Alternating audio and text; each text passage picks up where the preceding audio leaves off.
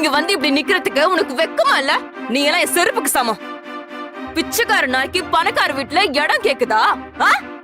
ஊரே பார்த்து நடுங்கும் கோடீஸ்வரன் தன் ஒரே மகளை ஒரு பிச்சைக்காரனுக்கு திருமணம் செய்து கொடுத்தது ஏன்? நகரத்தில் உள்ள எல்லா கோடீஸ்வரர்களும் அந்த பிச்சைக்காரனின் காலில் விழ காரணம் என்ன? நகரத்தின் பெரிய கோடீஸ்வரன் வீட்டில் தனது அன்றாட வேலைகளை பார்த்து கொண்டிருந்தான் அந்த வீட்டின் ஏழை மருமகன் ஹரிஷ். தன்னுடைய ஆணவம் பிடித்த மனைவி சந்தனாவுக்கு ஹரிஷ் ஆசையாக காஃபி கொண்டு வந்து கொடுக்க அதை கோபமாக தட்டிவிட்டாள் சந்தனா. நாயே, உன்னை என்னைக்கு கல்யாணம் பண்ணனோ அன்னைக்கு நாசமா போச்சு என் வாழ்க்கை. எங்க அப்பா சொன்ன ஒரே காரணத்துக்காக தான் உன்னை கல்யாணம் பண்ணிக்கிட்டேன். ஹே, என் ஃப்ரெண்ட் தர்ஷினியோட ஹஸ்பண்ட் அவளுக்கு எவ்வளவு வாங்கி தராரு தெரியுமா? போன வாரம் கூட ஐபோன் 15 வாங்கி கொடுத்திருக்காரு. நீ சொல்ல, கல்யாணம் ஆன நாள்ல இருந்து இன்னைக்கு வரைக்கும் 10 ரூபாய்க்கு ஒரு முழம் பூ வாங்கி கொடுத்திருப்பியா என்று சந்தனா இரக்கம் இல்லாமல் அவனை கேவலமாக பேசிக் கொண்டிருக்க இதை பற்றி எல்லாம் கவலைப்படாத ஹரிஷ் சந்தனா உடைத்த காஃபி கப்பை சுத்தம் செய்து கொண்டிருந்தான். சந்தனா தனது அப்பாவின் கட்டளையின் பேரில் ஹரிஷை திருமணம் செய்து கொண்டாள். அவன் ஒரு மிகப்பெரிய பிசினஸ் மேன் என்று கூறி அவளுக்கு திருமணம் செய்து வைத்தார். ஆனால் உண்மையில் அவன் ஒன்றுக்கும் ஆகாத பிச்சைக்காரன் என்று தெரிந்து மிகவும் ஏமாற்றம் அடைந்தாள்.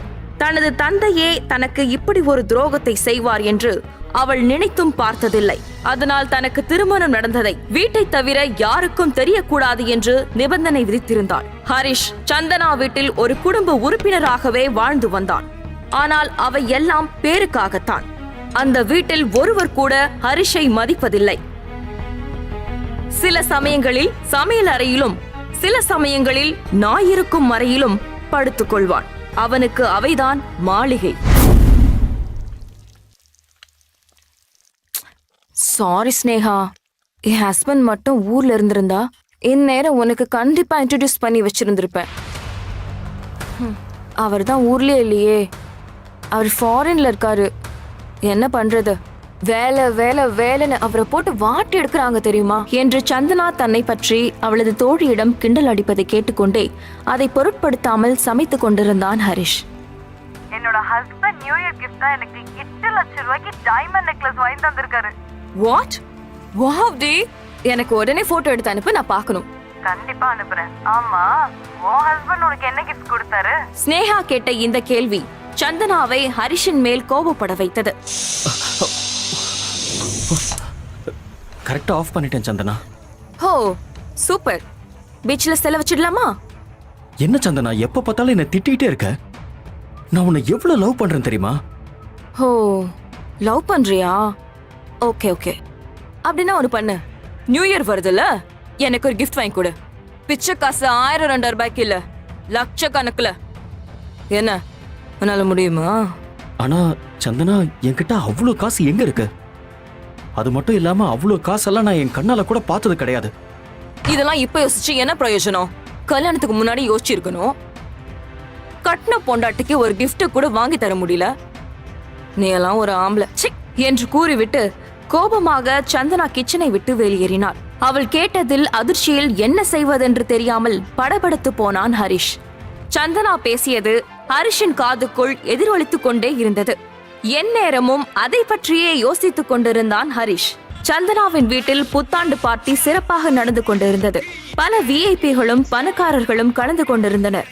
அப்பொழுது ஹரிஷ் அனைவரின் முன்னிலையிலும் சந்தனாவுக்கு ஒரு பரிசினை கொடுத்தான். ஹரிஷ் பெரிதாக என்ன பரிசு கொடுக்க போகிறான் என்று எந்த ஆச்சரியமும் இன்றி அவன் நம்பிக்கையோடு அதை பிரித்து பார்த்த சந்தனா அந்த பெட்டியின் உள்ளே ஒரு அழகான காஸ்ட்லியான டைமண்ட் வாட்ச் இருந்ததை பார்த்து திகைத்து போனாள். இது பிரான்ஸ்ல தயாரிக்கிறது. இதோட மினிமம் பிரைஸ் ரேஞ்சே ஒரு 3 கோடி இருக்கும். இது உனக்கு எப்படி கிடைச்சது? டூப்ளிகேட்டா இல்ல திருட்டிட்டு வந்தியா என்று அவனை அசிங்கப்படுத்த ஏமாற்றத்துடன் சிறு புன்னகையோடு திரும்பிச் சென்றான் ஹரிஷ். அவன் சென்றவுடன் அந்த வாட்சினை குழப்பத்துடன் பார்த்து கொண்டிருந்தாள் சந்தனா. இதை பார்த்த அங்கிருந்த அனைவரும் அதிர்ச்சியில் இருக்க, சந்தனாவின் அம்மா மட்டும் அந்த பிச்சைக்காரன் ஒரிஜினல் வாட்ச் கொடுக்க வாய்ப்பே இல்லை என்று கூற, அதை பற்றி யோசித்துக் கொண்டே குழப்பத்தில் மூழ்கி போனாள் சந்தனா. சந்தனா அன்று இரவெல்லாம் தூங்காமல் தன் கையில் அந்த காஸ்ட்லியான வாட்சை பார்த்தபடி யோசித்த வண்ணம் இருந்தாள். எப்படி இவனால இவ்ளோ காஸ்ட்லியான ஒரு கிஃப்டை கொடுக்க முடிஞ்சுது? நாளைக்கு வேலையா வாட்ச் ஷோரூமுக்கு போய் இதை கன்ஃபார்ம் பண்ணிடணும். மறுநாள் மிகவும் ஸ்டைலான உடை அணிந்து சந்தனா அந்த வாட்ச் ஷோரூமின் கண்ணாடி கதவை திறந்து கொண்டு உள்ளே நுழையும் பொழுது அவளுடைய கையில் இருக்கும் வாட்ச் ஜொலித்தது. சந்தனாவின் கையில் அந்த வாட்சை பார்த்ததும் நாய்க்குட்டி போல ஓடி வந்த அந்த சேல்ஸ்மேன் அவளுடைய முகத்தை பார்க்காமல் அவள் கையில் இருக்கும் வாட்சை பார்த்தபடி மரியாதையாக அவளை அமர வைத்து பேச ஆரம்பித்தான். சந்தனா தன் கையில் இருக்கும் வாட்சை காட்டி அந்த சேல்ஸ்மேனிடம் பேச ஆரம்பிக்க அதற்குள் அங்கு வந்த ஷோரூம் மேனேஜர் சந்தனாவிடம், மேடம், நீங்க ராஜேஸ்வரன் சார் குடும்பத்தை சேர்ந்தவங்களா? You mean the great businessman Mr. Rajeswaran? Yes. அவர் இது வரைக்கும் யாரும் பார்த்தது கூட இல்ல. ஆல்சோ அவர்கிட்ட அப்பாயின்மெண்ட் வாங்கணும்னாலே மினிமம் 6 months வெயிட் பண்ணணும். நான் ஆச்சு அவரை பாக்குறதாச்சு. ஆமா, என்கிட்ட எதுக்கு இதெல்லாம் கேக்குறீங்க? இல்ல மேடம், உங்க கையில கட்டிருக்கீங்களே இந்த வாட்ச், இது ஒரு ஸ்பெஷல் எடிஷன். இந்த வாட்ச்ல இருக்கிற டைமண்ட் டிசைன் இது எல்லாமே ஒரிஜினல்ல மட்டும்தான் இருக்கும். அது மட்டும் இல்லாம இந்த வாட்ச் நேத்து தான் ரிலீஸ் ஆயிருக்கு. இந்தியாலே பாத்தீங்கன்னா 2 வாட்ச் தான் சேல் ஆயிருக்கு. அதுவும் ராஜேஸ்வரன் சார் குடும்பத்தை சேர்ந்தவங்க தான் வாங்கியிருக்காங்க. அதான் கேட்டேன் மேடம். அந்த வாட்ச் ஷோரூம் மேனேஜர் இவ்வாறு கூற எதையும் நம்ப முடியாத சந்தனா குழப்ப மிகுதியில் அப்படியே அமைதியாக யோசித்தபடி இருந்தாள்.